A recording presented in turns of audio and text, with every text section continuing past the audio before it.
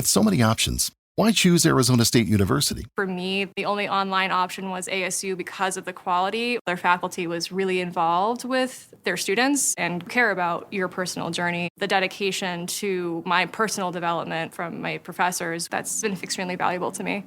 Earn your degree from the nation's most innovative university. Online. That's a degree better. Explore more than 350 plus undergraduate, graduate, and certificate programs at asuonline.asu.edu. And now stay tuned for the program that is rated tops in popularity for a longer period of time than any other West Coast program in radio history. The Signal Oil program, The Whistler.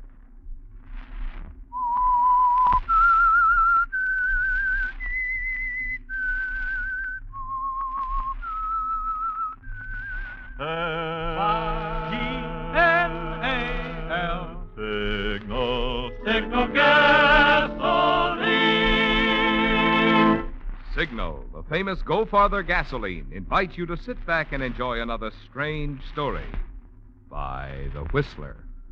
For extra driving pleasure, the signal to look for is the yellow and black circle sign that identifies Signal service stations from Canada to Mexico. And for Sunday evening listening pleasure, the signal to listen for is this whistle that identifies the Signal Oil program, The Whistler.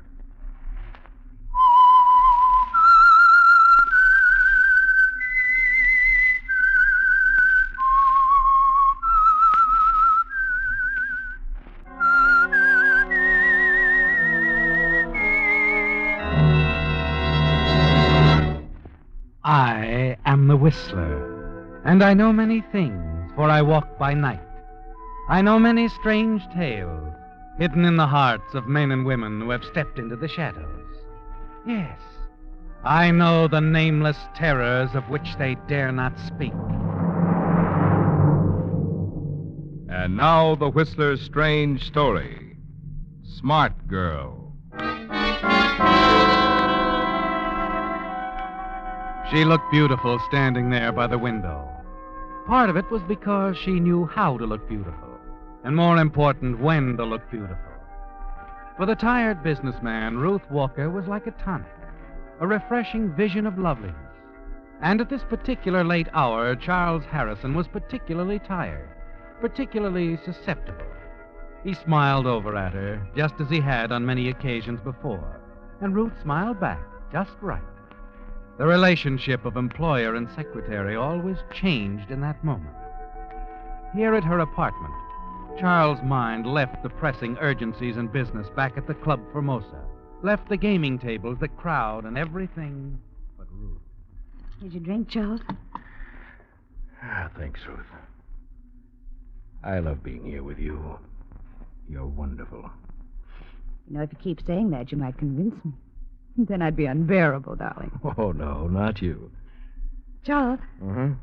You know what day this is? Should I? No, men never do. Women shouldn't expect them to. How's your drink? Perfect. All right, Ruth. What day is it? A year ago today, I walked into the Club Formosa, asked for a job. There wasn't one open Until I walked in, saw, and then there was. A year. Right to the day? Right to the day, Charles. Yes. Salute. Charles, Yes? it's been wonderful. Only one thing missing. For me, anyway. Oh? Not having you always, darling. 24 hours of the day, 365... Ruth. I thought we agreed long ago not to discuss that. I'm sorry, it's just... Let's not spoil anything, Ruth. There's no chains holding either of us. Only that I love you. All right. But you know I can't do anything about that. It's been agreed that if you should meet someone, some young man... I won't. I don't want to, ever. It still doesn't alter the simple fact that I'm married. That half of the Club Formosa belongs to my wife. If you want to go on status quo, we go on. If not, Ruth... I'm sorry, Charles. Of course, I shouldn't have said anything. I wish you hadn't, Ruth. I really do.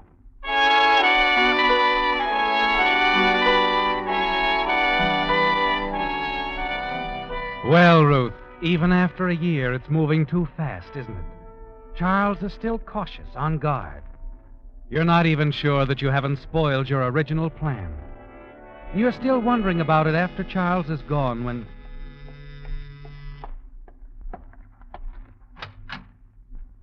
Fred, you shouldn't have come here like this. Easy, baby. I saw Charlie boy leave.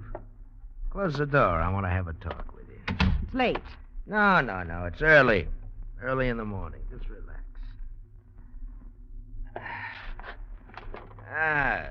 Comfortable chair.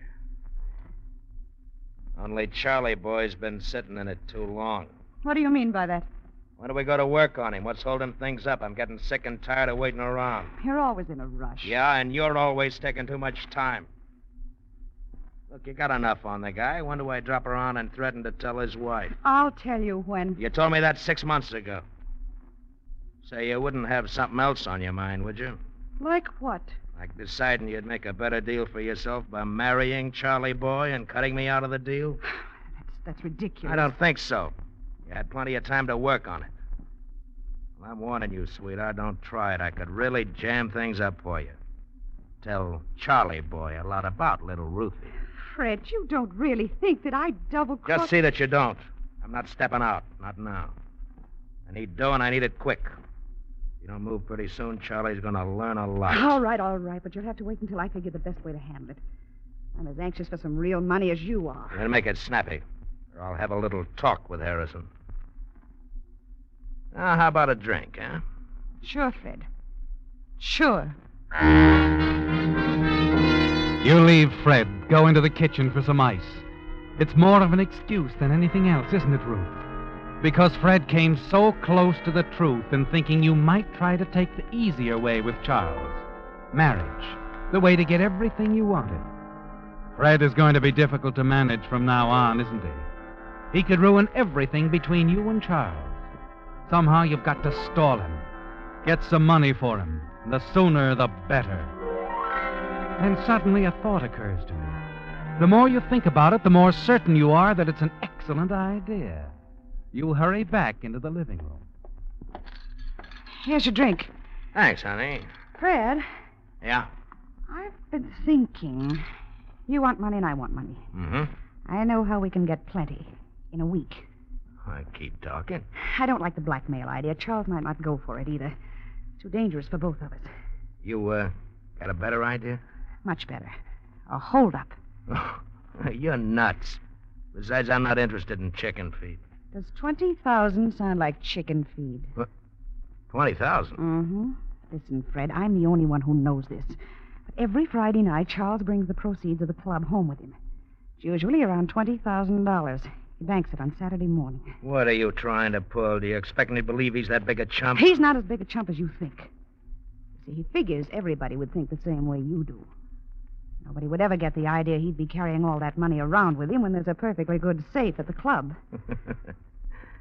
Yeah, he's not so dumb at that. Well, tell me more, baby. When he gets home, he always drives his car into the garage under the apartment house. It's usually after 1 in the morning. The garage attendant's gone by then. Look, how about sweetening my drink up, huh? All right. Hey, honey, you got any cigarettes? In the desk drawer. Help yourself. Oh, thanks. Does, he always carry as much as you said? Mm-hmm. More or less. Yeah, I like that. I like that fine. Here you are, Fred. Ah, thanks. Ah, that's better. Well, what do you say? Well, it's dangerous, Ruth, but it's worth a try. How about, next Friday night, huh? Next Friday night's perfect. The sooner the better. We split 50-50? 50-50. But no rough stuff. He doesn't carry a gun. Don't worry, I'll handle him. Just leave everything to little old Freddie.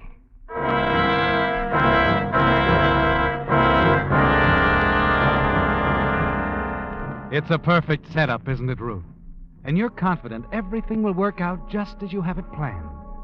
That confidence stays with you until the following Friday. Then, as evening comes and the hour for the hold-up draws near, you're calm, not the least bit nervous. Fred knows exactly what he's to do, and so do you, don't you, Ruth? A few minutes before midnight, you leave the club and hurry to the corner drugstore. Fourth Precinct Station, Sergeant Gray. I can't give you my name, and there's no use trying to trace this because it's a public phone. What's on your mind, lady? A robbery. It's going to happen tonight, in a few hours.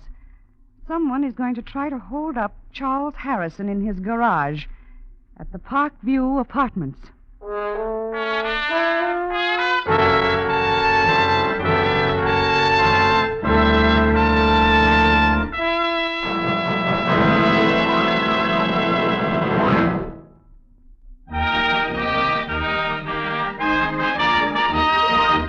A few weeks ago, when we announced that we'd send a $20 Signal gasoline book as a token of our appreciation for every limerick read on the Whistler, we expected to use only one on each program.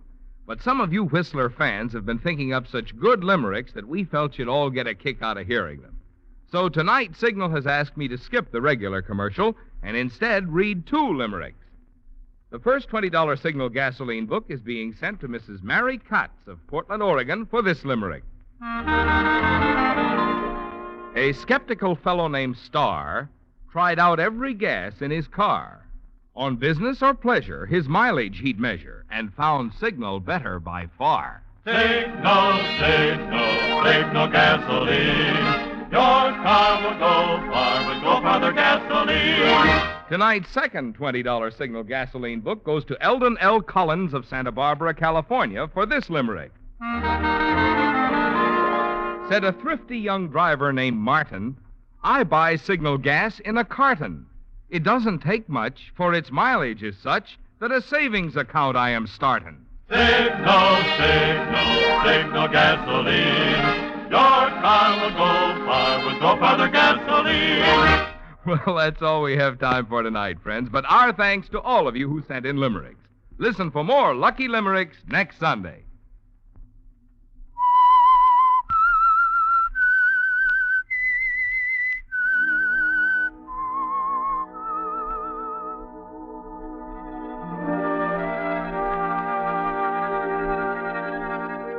You know it's a perfect setup, don't you, Ruth? Your frame against Fred. It's only a matter of hours now, and you're certain that he'll be caught by the police when he attempts to rob Charles Harrison. Then he'll be out of your way for a long time, years.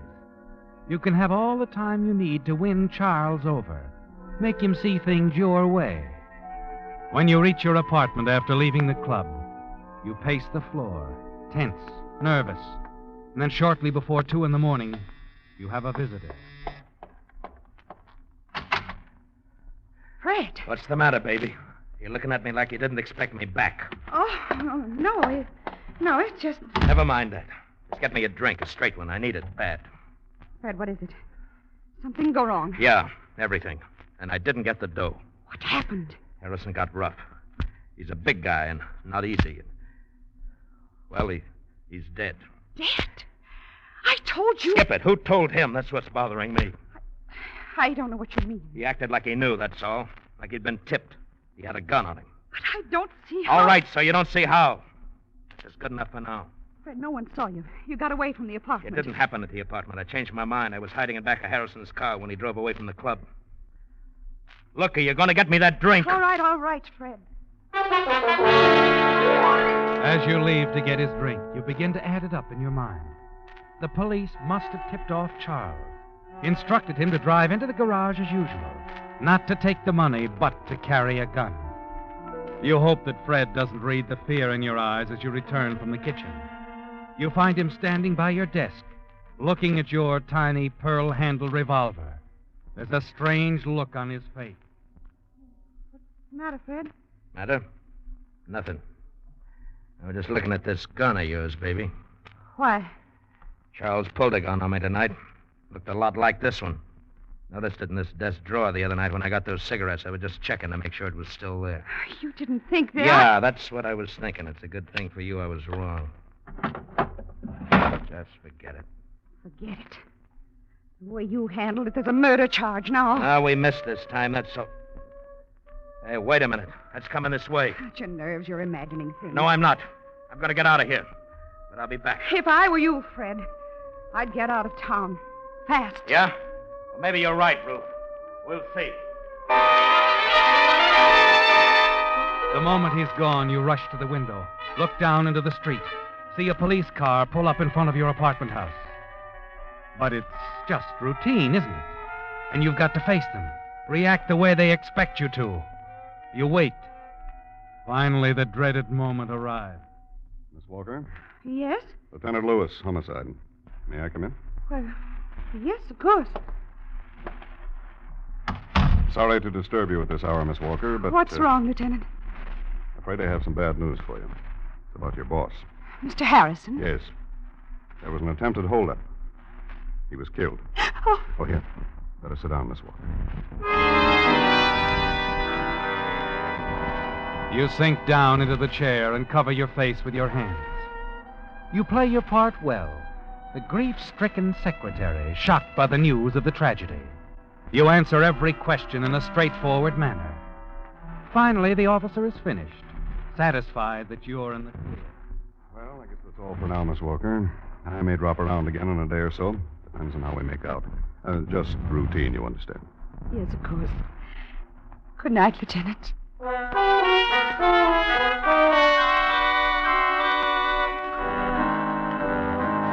It's over, isn't it, Ruth? And you breathe a sigh of relief as the police lieutenant leaves. He doesn't suspect a thing, does he? As the days go by, it seems evident that the police have no clues to the identity of the killer of Charles Harrison, much less to your part in the crime. So you go on working at the club. You hear nothing from Fred and decide he must have played it safe and left town. This is more than you'd hoped for. Someone else takes Harrison's place, and in the weeks that follow, you become very well acquainted with your new boss, young, good-looking Bob Faraday, Charles Harrison's brother-in-law. Ruth, Oh, yes, Mr. Faraday. look, you want to go over these bills for me? I can't make much sense out of them. Of course. Afraid Sis made a bad mistake turning this place over to me. Nonsense. Mrs. Harrison knows what she's doing. You'll get on to it. I don't know. Thank heavens you're around. This just isn't my line. What is, Mr. Faraday? Horses. Oh, now, don't tell me you never heard of Faraday Farms. Why, of course, but I didn't know that you... Boy genius. I tell you a secret. I have the best trainers in the business. Is that so? Seems to me I had a rather sad experience with a horse of yours named Melanie D. at Santa Anita not long ago. The track wasn't right. Accept the alibi? Sure. Well, she's running at Del Mar now, and if you'll take a tip... Thanks. No, really, she's ready. If you could just see her. Wait a minute. I'll prove it to you. How about going down tomorrow? Watch her work out. I'd love to. Fine. I'll pick you up at 4. In the morning? Sure. Now, really, you seem to forget I'm just a poor working girl, and I don't get home till 1 in the morning. Well, tonight I promised to have you home by 10. Oh? Well, didn't I tell you? You're getting the night off. Have dinner with me. And we're going to a decent restaurant. Get some good food for a change. Traitor. How about it, Ruth? All right.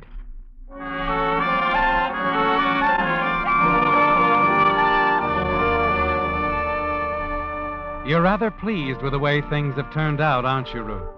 Losing Charles, the opportunity of marrying a wealthy man, was a shock to you. But now there's Bob Faraday, your new boss. Certainly as wealthy as Charles Harrison, younger, single, and handsome. Yes, you're attracted to Bob, aren't you? And it's quite evident he's very interested in you. In the next few weeks, you spend more and more time together. The track, moonlit rides on his boat, dinners at quiet, out-of-the-way places. And you find yourself becoming quite fond of him. Charles' death is almost forgotten now, and so is Fred Markle. By now, you're certain he took your advice, left town, and you'll never hear from him again. Yes, each date with Bob drives the memory of Fred Markle farther away. And into the stretch is Narrator by half a length. And here comes Melanie D on the inside. And now it's Melanie D and Narrator. Melanie D by a head pulling away. And at the wire, it's Melanie D, Narrator, and Del Mar. Well, how do you like my baby now, Ruth? back every nasty thing I ever said about Melanie D. She's wonderful. All is forgiven? With all that money I had on her to win, what else? Hey, you know, we're not doing badly today. That's our 5th winner. We can't miss, darling. I just feel lucky. All right, let's see you pick the next race, then. It's not easy. Mr. Faraday. Yeah. One of your boys asked me to give you the message you wanted at the stable. Oh, well, all right. Excuse me, darling. I'll be right back. Meet you at the bar. How's that? Fine.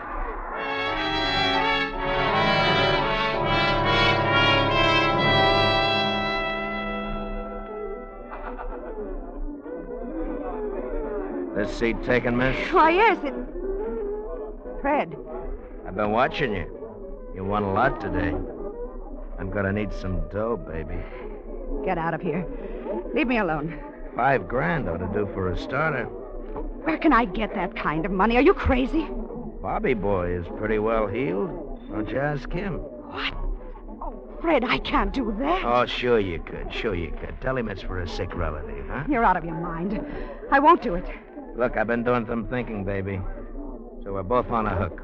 Okay, I can make trouble for you, and I will. You could make trouble for me, but you won't. I'm willing to gamble on that. Fred, listen. Figure it out for yourself. You turn me in and you lose everything. On the other hand, you play ball with Freddie and you stand to become Mrs. Bob Faraday. That's what you want, isn't it? So you can blackmail me for the rest of my life. Well, it's better than working for a living. Suppose I drop around your apartment tomorrow night, say around 11? You'll have the dough? Well, I'll be waiting. And here comes Bobby boy on the inside. All right, I'll try, but please go now, Fred. Right. I'll see you around 11 tomorrow night. Oh, there you are, Ruth. Well, that didn't take long, darling. No, it's nothing important, really. One of my trainers, Sam Perry, got a little excited over the way fair-haired boy was acting up. Oh? Nothing wrong with him at all, but Thinking about sounds like Fred. an old woman when You're it comes to trapped, horses. aren't you? You haven't the courage to go to the police, and Fred knows it. He'll keep coming back again and again for more money. And you're certain that Bob Faraday will find out sooner or later. You don't want that to happen, do you? Bob means everything to you. And you're going to hold on to him at all costs.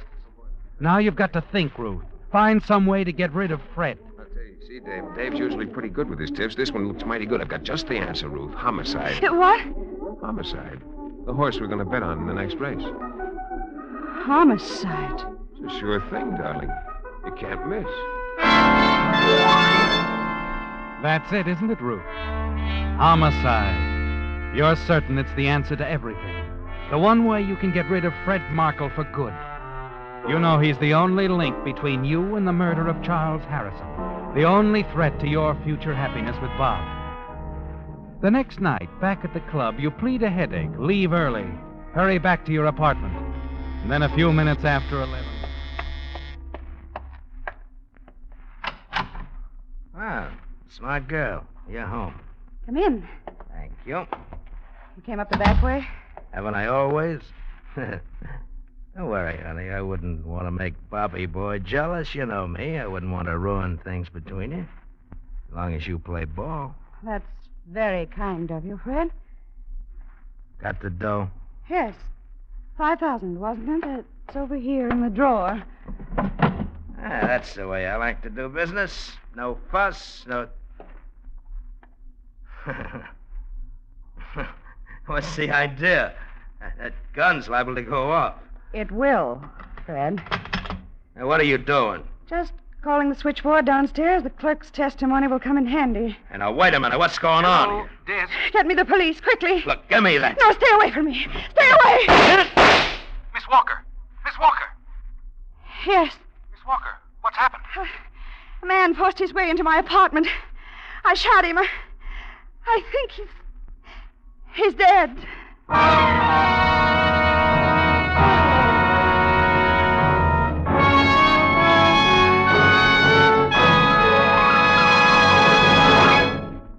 You know, I was thinking the other day, if automobile engines were made of glass, a lot more drivers would switch to Signal Premium Compounded Motor Oil.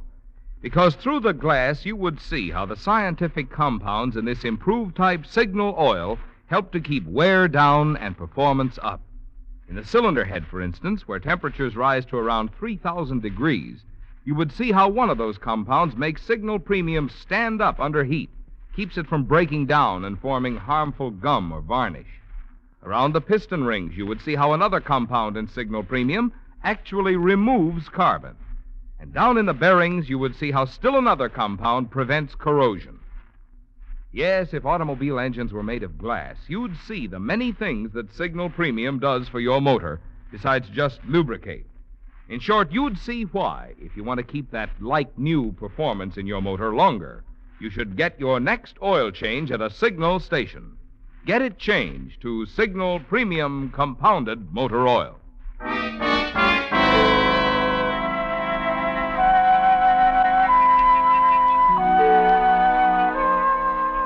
It was easy, wasn't it, Ruth? Everything went exactly as you planned. Your timing was perfect. Phoning the desk clerk at just the right moment. He overheard the brief struggle in your apartment, your frantic plea for the police, and then the shots. Now Fred Markle is dead, and with a desk clerk's word to back you up, even Police Lieutenant Lewis believes you killed Fred in self-defense. You're certain, too, that the last link between you and the murder of Charles Harrison and the threat to your future happiness as Mrs. Bob Faraday has been eliminated. Late the following morning, you're having coffee in your apartment when... What? Lieutenant? Morning, Miss Walker. May I come in? Yes, of course. I brought your gun back. My gun? I didn't even know you'd taken it. Whenever there's a fatal shooting, we always take the gun to ballistics. Routine, you know. I do have a permit for it, Lieutenant. Yes, I know. We checked that.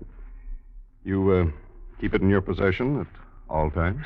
When I don't have it with me, I keep it in the desk drawer there.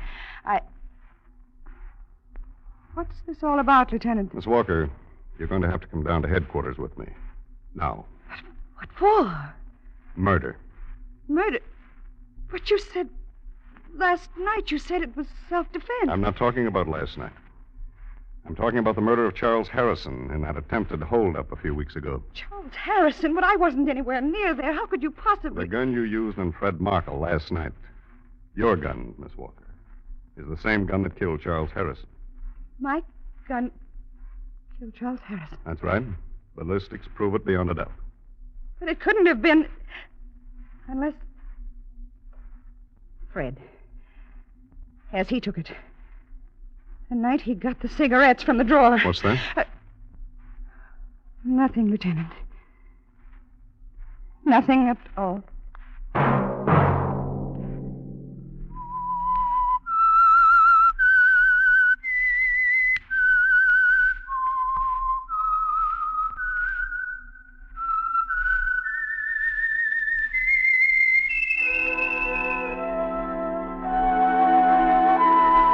Let that whistle be your signal for the Signal Oil program, The Whistler, each Sunday night at this same time. Brought to you by the Signal Oil Company, marketers of Signal gasoline and motor oil and fine quality automotive accessories. Remember, if you would like the fun of having your friends hear a limerick of yours on The Whistler, the address to which to send it is Signal Oil Company, Los Angeles, California. All limericks become the property of Signal Oil Company. Those selected for use on The Whistler will be chosen by our advertising representatives on the basis of humor, suitability, and originality. So, of course, they must be your own composition.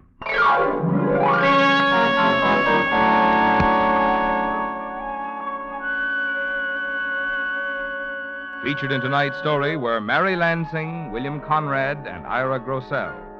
The Whistler was produced by George W. Allen, directed by Sterling Tracy, with story by David H. Ross, music by Wilbur Hatch, and was transmitted to our troops overseas by the Armed Forces Radio Service. The Whistler is entirely fictional, and all characters portrayed on The Whistler are also fictional. Any similarity of names or resemblance to persons, living or dead, is purely coincidental. Remember, at this same time next Sunday, another strange tale by The Whistler.